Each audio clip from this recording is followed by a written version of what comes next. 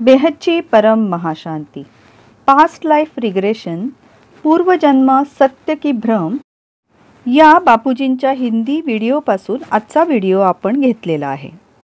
परम शांती, बापूजींच्या मराठी यूट्यूब चॅनलमध्ये आपले सर्वांचे स्वागत आहे. श्रोते हो, आपण अनंत भैया आणि बापूजी यांच्यामधील हल्लीच्या दुनियेतील एक प्रखर सत्य जाणून घेणार आहोत. अनंत भैया बापूजींना म्हणतात, परम शांती बापूजी, मी अनेक पास्ट लाईफ रिग्रेशनचे व्हिडिओज यामध्ये पाहिलेला आहे की कुणीतरी मीच होतो असा दावा करत पुढे म्हणतात की मी कर्ण होतो. मी भगवान श्रीकृष्णांचे दर्शन घेतलेले आहे. माझी उंची इतकी होती. याप्रमाणे किंवा पास्ट लाईफ रिग्रेशनच्या काळात अनेक गोष्टी प्रत्येकजण सांगत असतो. मग त्यांच्या बोलण्यावर विश्वास ठेवता येईल का? प्रत्येक पास्ट लाईफ रिग्रेशन योग्य आहे की काहीतरी बरोबर आहे आणि काहीतरी चुकीचं आहे? त्यामुळे सामान्य माणसांनी त्यांच्यावर विश्वास ठेवावा की नाही? दुसरं म्हणजे पास्ट लाईफ रिग्रेशनमध्ये सूक्ष्म जगाचा प्रभाव असतो का? पास्ट लाईफ रिग्रेशनमध्ये त्यांच्या सबकॉन्शियस माइंडमधील सर्व गोष्टी बाहेर पडतात का, की इतर स्रोतांचा प्रभाव पडत असतो? त्यांना कुठून तरी बोलावलं जातं का? मग याबद्दल थोडं सांगावं बापूजी. बापूजी परमशांती म्हणून सर्वांना आशीर्वाद देत पुढे म्हणतात, जे पास्ट लाईफ रिग्रेशन करणारे असतात ना, त्यांच्याकडे आत्मे सतत येत जात असतात.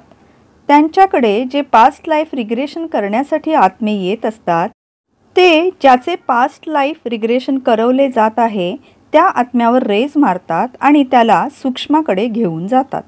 तर सूक्ष्म शरीरात जे रेकॉर्डिंग असते ते आत्मे त्याला प्रकाशित करवतात आणि त्यांच्याकडून ते वधवून घेतात.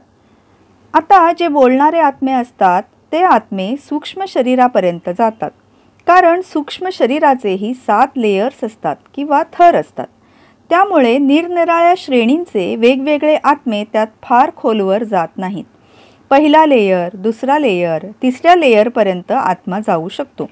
मग चौथ्या आणि पाचव्याला जाण्यासाठी आपल्या सबकॉन्शियस माइंडमध्ये त्या आत्म्याला खूप प्रयत्न करावे लागतात. म्हणून त्यांच्याबरोबर सूक्ष्मामध्ये जे आत्मे असतात त्यांना भूत प्रेत असेच आपण म्हणू. ते करून घेणारे रेज मारत असतात. रेज टाकणारे जे आत्मे असतात त्यांना सबकॉन्शियस माइंडकडे घेऊन जातात.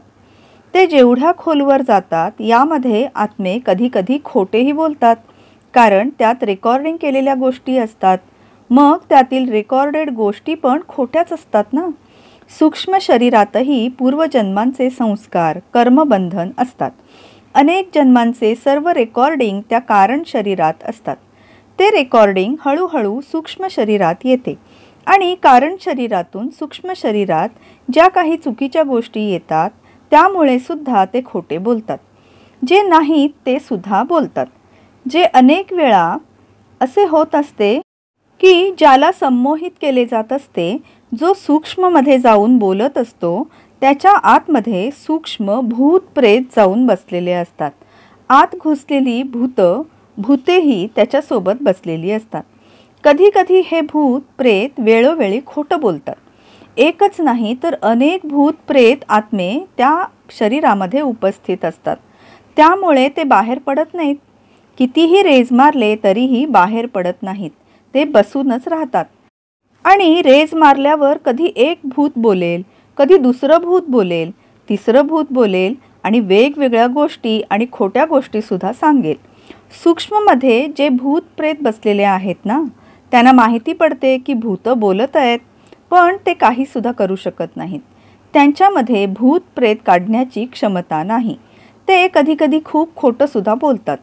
खूप खोटं बोलतात आणि खूप खोलवर जायचं असेल तर कारण शरीरात जावं लागतं. पण हे कारण शरीरात अजिबात पोचत नाहीत. ते सूक्ष्म शरीराचे 7 लेयर्सही पूर्ण करू शकत नाहीत, कारण सूक्ष्म शरीरात विविध लेयर्समध्ये अनेक पूर्वजन्मींचे रेकॉर्डिंग्स पडलेले आहेत. 7 लेयर्समध्ये तर पूर्वजन्मीचे अनेक रेकॉर्डिंग्स आहेत, पण ते 3 लेयर्सपर्यंतच जातात. चौथ्या लेयर, 5व्या लेयर, 6व्या लेयरपर्यंत जाणे खूप कठीण आहे. तर हा पास्ट लाईफ रिग्रेशन किंवा पूर्वजन्मीच्या आठवणी जाग्या करणे हा एक खूप मोठा व्यवसायच आता झालेला आहे. ते भूत पळवून लावणाऱ्यांचा हा एक मोठा धंदा आहे. त्यांच्याकडे ही भूत असतातच. जेव्हा भूते मानवामध्ये प्रवेश करतात तेव्हा ते त्याला घेरून टाकतात आणि त्याला बाहेर काढण्याचा प्रयत्न करतात. जो आत्मा ज्या शरीराचा मूळ आत्मा आहे त्याच्याकडून वदवून घेतात की मी कोण आहे आणि मी कुठून आलेलो आहे. भूत प्रेत बोलतात तसा हा पास्ट लाईफ रिग्रेशनचा धंदा झालेला आहे. हा एक मोठा व्यवसायच बनलेला आहे म्हणा ना. आणि त्यातले जवळपास अर्ध्यापेक्षा जास्त खोटेच असते, कारण त्यात भूत प्रेत आत्मे या शरीरांमध्ये बसलेले असतात. बहुतेक आत्म्यांमध्ये भूत प्रेत बसलेले आहेत, त्यामुळे ते भूत प्रेत खूप खोटं बोलतात. भूत प्रेत वेगवेगळं खोटं बोलतात आणि असे अनेक थर्ड क्लास क्वालिटीचे आत्मेसुद्धा म्हणतात की मी कृष्ण अवतारात कृष्णाची आई यशोदा होते. अरे भाऊ, यशोदा तुझ्यासारखी असेल का? अशा साधारण गोष्टी ते सांगतात आणि इतकं बोलतात की कधी कधी मूर्खपणा वाटतो. अशा निरुपयोगी गोष्टी वाटतात. अशा लोकांवर जास्त विश्वास ठेवू नये, कारण की ते चांगले काम करणारे आणि चांगले बोलणारे सत्वप्रधान आत्मे नाहीत. आत्मा कुणीही असोत, मग ते एंजल असोत किंवा सत्वप्रधान असोत, ते आत्मे बोलले तरी ते सत्वप्रधान नाहीत. ते आत्मे तमोप्रधान आहेत, कारण ते मृत्यू पावलेले आहेत आणि माणूस बनलेले आहेत. मनुष्याचे संस्कार तर सर्वांमध्येच येत असतात. कुठून येतात हे संस्कार? ते जर वरील लोकातून आलेले असतील तर आधी वरील जगातून एंजल देवदूत येत नाहीत. वरच्या जगात अनेक जण बसलेले आहेत. पृथ्वीच्या वर भुवरलोक, स्वर्गलोक, महरलोक, जनलोक, तपलोक, नंतर ब्रह्मापुरी, विष्णुपुरी असे वरच्या जगात अनेक जण बसलेले आहेत. कुणीतरी आत्मा शिवपुरी किंवा परमधामामधून येईल. आत्मा जेव्हा परमधामामधून येईल तेव्हा तो सत्वप्रधान होईल, म्हणून ती एक एंजल असेल. पण तो आत्मा परमधामामधून थोडीच येईल, किंवा शिवपुरीमधून किंवा विष्णुपुरीमधून कोणताही आत्मा आला असेल तर तो एंजल असेल असे मुळीच नाही. सर्व तमोप्रधान आत्मे असतात आणि मृत्यू पश्चात फक्त तेच पृथ्वीवर राहतात. ते वरती जाऊ शकत नाहीत. त्याच्या आत्म्यामध्ये तेवढी शक्तीच असत नाही, कारण त्यांना भीती वाटते. हे सर्व नास्तिक श्रेणीचे आत्मे आहेत. नास्तिक श्रेणीचे आत्मे आणि विधर्मी आत्म्यांमध्ये फार फरक नसतो, म्हणूनच ते जास्त करून खूप माणसांमध्ये प्रवेश करतात. अनेक हिंदूंमध्ये अनेक मुस्लिम धर्मांचे आत्मे एकापेक्षा जास्त आत शिरतात. उदाहरणार्थ, जेव्हा कोणताही हिंदू साईबाबांच्या मंदिरात जातो तेव्हा तिथे बरेच मुस्लिम धर्मांची भूतप्रेत भरलेली असतात, कारण बाबांच्या जवळ केवळ मुस्लिम धर्मांच्या करोडो अब्जावधी भूतप्रेतांनी भरलेले आहे. तेच त्यांच्यामध्ये प्रवेश करतात आणि मग तुम्ही ज्यांना संमोहित केलेले असते ते बोलत नाहीत, तर भूत प्रेत आत्मे बोलत असतात. त्यामुळेच हा खूप मोठा व्यवसाय झाला आहे आणि त्यात खूप खोटारडेपणा चाललेला आहे असं बापूजी आपल्याला सांगतात. सगळं खोटंच खोटं चाललंय आता सगळीकडे. आता बापूजी परमशांती म्हणत सर्व मुलांना आशीर्वाद देत आहेत.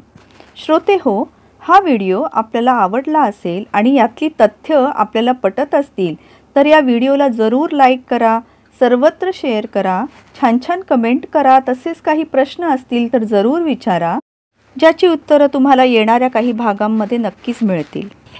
तसेच बापूजींच्या मराठी आणि हिंदी चॅनलला जरूर सबस्क्राईब करा. तसेच यावरील नवनवीन व्हिडिओ आणि पूर्वीचे ज्ञानाचे व्हिडिओ आपण जरूर पहा आणि सर्वत्र शेअर करा. आपण असे केल्याने आम्हाला सुद्धा पुन्हा पुन्हा नवनवीन व्हिडिओ आपणासमोर आणण्याची नवीन नवीन प्रेरणा मिळते. बेहदच्या बेहदची परम परम परम महाशांती होत आहे.